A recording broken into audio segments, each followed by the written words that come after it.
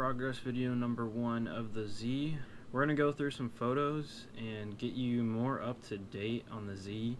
First thing to do was to build the exhaust. I had to work with what I had. Somebody chopped up a set of mid-length headers because of where the steering shaft is. Made them very custom is pretty much how I can describe them. I was working with that and I had to go from those down to my exhaust pipe.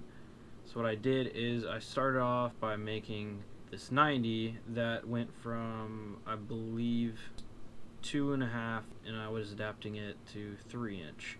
These headers were facing in weird directions, so I had to do whatever I could to get them to go straight back where I needed them to. Ignore the bad welding. This is the second time I've ever welded. I went to 3-inch, both sides, out of the headers, and then I went to an X pipe, and then here's a picture of it on the ground.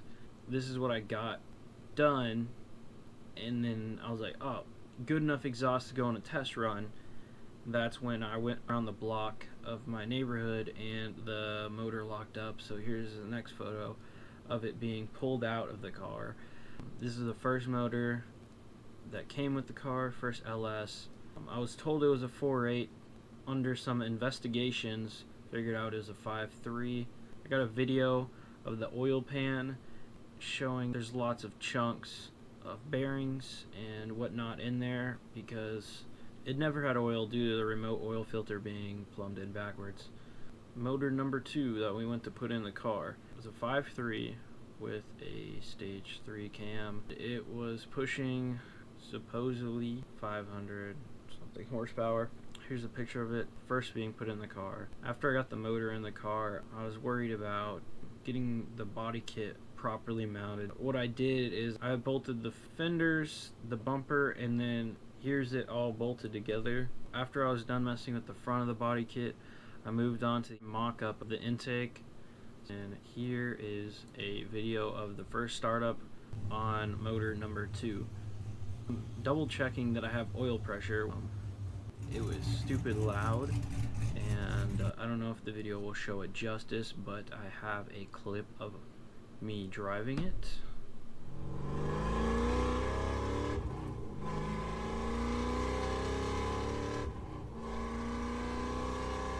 But yeah, the next step after we had a running motor with good oil pressure, I had my dad weld up the back exhaust pipes because I wanted them to look nice because I needed more practice on my welding. Here's a picture of the exhaust all put together.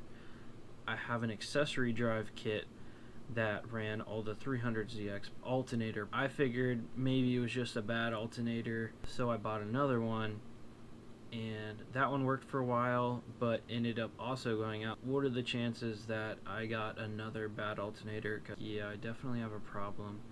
Relocated the battery into the trunk of all the factory power wires that came from the alternator because I figured maybe they're just breaking down because these cars originally have wiring issues. Like, I'll try this, I'll just eliminate all the factory wiring, new alternator. That's also why I removed the battery to the trunk, just eliminate all the factory wiring, all new battery system. So I'll upgrade from the 300ZX alternator to the 350Z alternator because they run the version.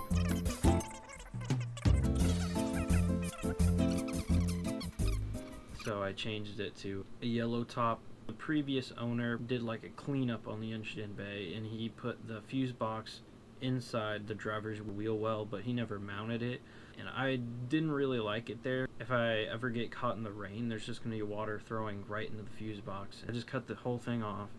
Since I moved the battery, I was thinking about possibly putting it right next to the miniature fuse box over on the passenger side where the battery used to be. It looked pretty decent. I just got to build a bracket for it. My next issue was with this new motor. I went to upgrade my fuel pump to make sure I could run enough fuel. Pulled it out and I was like, the way it was set up was kind of like a little jank. This is what I did. It's just what I came up with. I mounted the fuel pump. I put a rubber in between the fuel pump and the fuel hanger to die down vibrations. And then we put these fittings on the top to go to AN so we could get down to everything. And then I had to set up this E85 sensor with a high flow adapter. The car after this was running on E85, and there was this big car show coming up, GTR Festival 2024. So I decided, hey, let's get the wheels cleaned up. They got curb rash all over them. Took the wheels apart, Got all the curb brush taken off. They're super shiny now. They're all good. And we're getting the car all cleaned. And then night before, I was like, hey, let's go get some Whataburger in the car. A teenager sideswiped me, and here's the video and some photos of that. He just pulled up next to me when I was going over the railroad tracks, and he lost control and just rammed right into me.